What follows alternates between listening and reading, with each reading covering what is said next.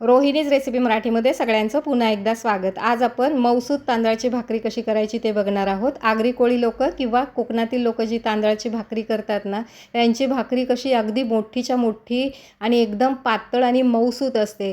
तर तशाच पद्धतीने बऱ्याच लोकांना ही भाकरी करायला जमत नाही आणि त्यांची भाकरी करण्याची पद्धतसुद्धा खूप वेगळी आहे। ते लोक पाणी लावून असं थापून थापून ती भाकरी तयार करतात, पण आपल्याला तशा पद्धतीने ती भाकरी करायला जमत नाही। तर मी तुम्हाला आज अशी पद्धत दाखवणार आहे ना, की त्यामुळे तुम्ही तुमची भाकरीसुद्धा तेवढीच मस्त पातळ मोठी आणि मऊसूत होईल। तर ही अशी मऊसूत जी भाकरी आहे ना, तिला तुम्ही अगदी असं मस्तपैकी तूप लावायचं, त्याच्यावरती खिसलेला गूळ घालायचा आणि ह्या भाकरीचा असा छानपैकी रोल करायचा आणि तो रोल तुम्ही मुलांच्या टिफिनमध्ये सुद्धा देऊ शकता। हा रोल खाताना मुलांना वाटेल की आपण मोदकच खातो आहे, इतकी छान याची चव लागते। कारण भाकरीसुद्धा तेवढीच मऊसूत झालेली असते आणि त्याला तूप आणि गूळ घातल्यामुळे त्या भाकरीची चव खूप छान लागते। तर ही अशी भाकरी करण्यासाठी काय करायचं आहे, ह्या पातेल्यात मी 1 वाटी पाणी घेतलं आहे। पाणी थोडं गरम झाल्यानंतर त्याच्यात मी अर्धा टीस्पून तूप घातलेलं आहे। तुम्हाला हवं असेल तर चिमूटभर मीठसुद्धा तुम्ही पाण्यात घालू शकता।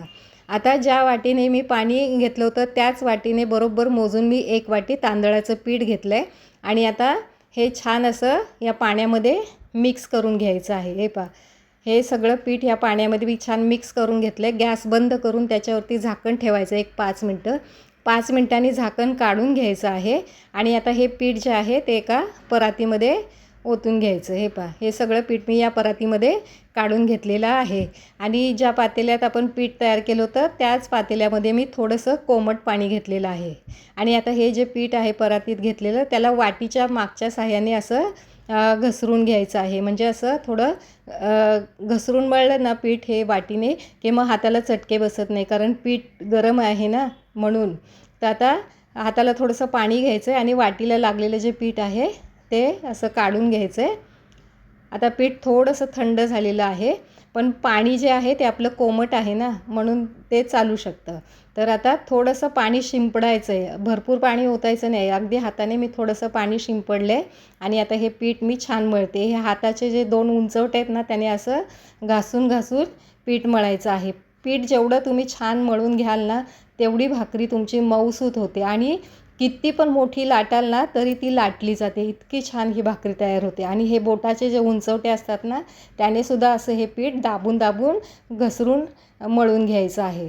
जेवढं तुम्ही पीठ छान मळाल तेवढी तुमची भाकरी मस्त होते। आता हे पीठ आपलं छानपैकी मस्त मळून झालेलं आहे। आता या पिठाचे मला जेवढ्या भाकरी करायच्या तेवढे मी त्याचे उंडे तयार करून घेते। आता मी थोडासा गोळा तोडून घेतला आहे, तो पुन्हा गोळा मी हाताने असा थोडासा घसरून घेते आणि त्याचा असा गोल गोल तयार करून हे पहा हाताने मी त्याला असं दाबून दाबून असं त्याचा छानपैकी गोल तयार करते। जसं ज्वारीची भाकरी किंवा बाजरीची भाकरी करतो ना, तशाच पद्धतीने हे करून घ्यायचं आहे। आता माझ्या 1 वाटी जे मी तांदळाचं पीठ घेतलं होतं ना, त्याच्या 4 भाकरी तयार होणार आहेत। हे पहा, आणि मस्त मोठ्या मोठ्या 4 भाकरी माझ्या तयार होणार आहेत। तर आता इथे मी पोळपाट घेतले आणि ह्या प्लेटमध्ये मी तांदळाचं पीठ घेतलेलं आहे। त्यात हे पिठाचा गोळा जो आहे तो दोन्ही बाजूने असा डीप करून घ्यायचा आहे, दोन्ही बाजूला पीठ लावून घ्यायचं आहे आणि आता हे आपण जसं चपाती लाटून घेतो ना, अगदी तसं लाटून घ्यायचं आहे। पण लक्षात ठेवा, हे लाटत असताना चपाती अशी आपण लाटताना दोन्ही बाजूने लाटतो, म्हणजे उलटी पलटी करून लाटतो ना, तसं ही भाकरी लाटायची नाही, एकाच साईडने लाटायची आहे। आता हे पहा किती मस्त मोठी आणि मस्त पातळ अशी ही भाकरी आपली लाटून झालेली आहे आणि आता ही आपण शेकून घ्यायची आहे। हे पहा, ही भाकरी जी आहे ना ती शेकायला तव्यात घालायची आणि तिला मस्तपैकी खरपूस अशी तुम्हाला हवी तर तुम्ही खरपूससुद्धा ही भाकरी भाजून घेऊ शकता। आता ही भाकरी मी तव्यावर टाकलेली आहे आणि तिला पाणी लावून घेते। जसं ज्वारीच्या भाकरीला आपण पाणी लावून घेतो ना, अगदी तसंच पाणी लावून घ्यायचं आहे आणि पाणी लावल्यानंतर 1 मिनिटाने ही भाकरी उलटी करायची। आता मी हातानेच उलटी केली, कारण मला सवय आहे ना म्हणून। तुम्हाला जर सवय नसेल तर तुम्ही असं हे उलटण्याने भाकरी अशी उलटी करून घ्यायची आहे। तर आता दोन्ही बाजूने ही भाकरी आपण मस्त भाजून घ्यायची। हे पहा कशी मस्त अगदी टम्म फुगली आहे ही भाकरी। हे पहा, दिसायला पण छान दिसते आणि चवीलासुद्धा खूप मस्त लागते। याच्यामध्ये आपण थोडंसं तूप घातलेलं आहे ना, तर मस्त या भाकरीची चव लागते. ही भाकरी अशी आपली छानपैकी फुगली आहे पहा मस्त. आता ही आपण काढून घेऊयात आणि बाकीच्या भाकरी पण करून घेऊयात. हे पहा दोन्ही बाजूने अशी छानपैकी शेकून घ्यायची आहे. आता ही मी प्लेटमध्ये काढून घेतलेली आहे. हे काय मस्त फुगली आहे ना. तर आता बाकीच्या भाकरी पण करून घेते. हे पहा ह्या सगळ्या भाकरी आपल्या तयार झालेल्या आहेत. तेवढ्या पिठाच्या माझ्या 4 भाकरी तयार झालेल्या आहेत. खूप मस्त आणि एकदम मऊसूत ही भाकरी तयार झालेली आहे. ज्यांना थापून भाकरी करता येत नाही त्यांच्यासाठी हे लाटून भाकरी करण्याचा पर्याय खूप छान आहे. म्हणजे तुमची तांदळाची भाकरी तुम्हाला मऊसूत तांदळाची भाकरी खायची आहे पण थापून करता येत नाही तर तुम्ही अशा पद्धतीने तांदळाची भाकरी नक्की करून बघा.